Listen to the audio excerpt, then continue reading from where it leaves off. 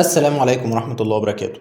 في يوم من الأيام لقى أسد قطيع متكون من 3 حمير وحشية، واحد أحمر والتاني أسود والتالت أبيض. فهجم عليهم الأسد فصدهم التلاتة مع بعض وطردوه من منطقتهم. رجع الأسد لبيته وهو بيفكر إزاي اصطاد الحمير دول، خصوصا إنهم كانوا مع بعض أقوياء ومعرفش يصطادهم. فقرر إنه يروح للحمار الأسود والأحمر وقال لهم على فكرة أنا معنديش مشكلة معاكم، بالعكس أنا بعتبركم أصحابي. انا عايز اكل الحمار الابيض علشان ما اموتش من الجوع، وطبعا انتوا عارفين ان اقدر اهزمكم، لكن انا مش عايزكم انتوا، انا عايز الحمار الابيض بس. فكر الحمار الاحمر والاسود في كلام الاسد وقالوا لبعض فعلا الاسد عنده حق، احنا نسمح له انه ياكل الحمار الابيض علشان نأمن مكره ونرتاح. وقالوا للأسد نتيجة قرارهم وعرفوه إنه يقدر يهجم على الحمار الأبيض، وعلى طول وبدون تردد هجم الأسد على الحمار الأبيض وافترسه، وقضى أيام شبعان وسعيد بالصيدة اللي اصطادها. وبعد أيام رجع الأسد لجوعه فافتكر طعم الحمار وكمية الشبع اللي حس بيها في الوقت ده.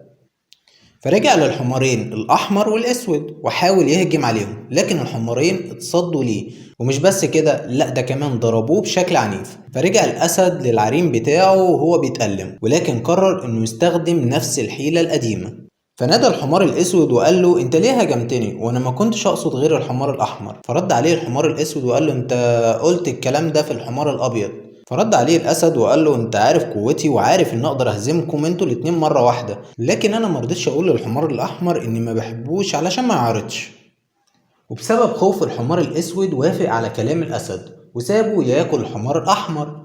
والاسد كان في غايه السعاده والشبع، وبعد ايام جه تاني وعلى طول وبدون اي مقدمات راح هاجم على الحمار الاسود. وفي اخر لحظه وقبل ما يقتل الحمار الاسود راح صرخ الحمار وقال له انا اتكلت يوم ما اتاكل الحمار الابيض. استغرب الاسد وقال له انت ليه ما قلتش الحمار الاحمر، لاني لما قتلت الحمار الاحمر انت بقيت وحيد. قال له لاني اتنازلت عن المبدأ اللي بيحمينا وكان مخلينا اقوياء واحنا مع بعض، واللي بيتنازل مرة بيتنازل كل مرة، ولما وافقت انك تاكل الحمار الابيض اديتك موافقة على اكلي. خلاصة الكلام، في كل قوانين الدنيا التعاون والتكاتف والتفاهم، حتى في قوانين الغابة بيخليهم أقوى وصعب كسرهم، ما بالك بالإنسان اللي ربنا أنعم عليه بنعمة العقل، اللي قادر على تمييز بين اللي بيوقع بين الإخوات وبعضهم، وأنعم عليه بنعمة القلب اللي بيضخ الحب والتسامح بين الإخوات وبعضهم. لو التعاون والتكاتف بين الإخوات وبعضهم موجود صدقوني هنبقى في حتة تانية خالص، ومحدش هيقدر يوقع بينا. ربنا بيقول واعتصموا بحبل الله جميعا ولا تفرقوا. سلام.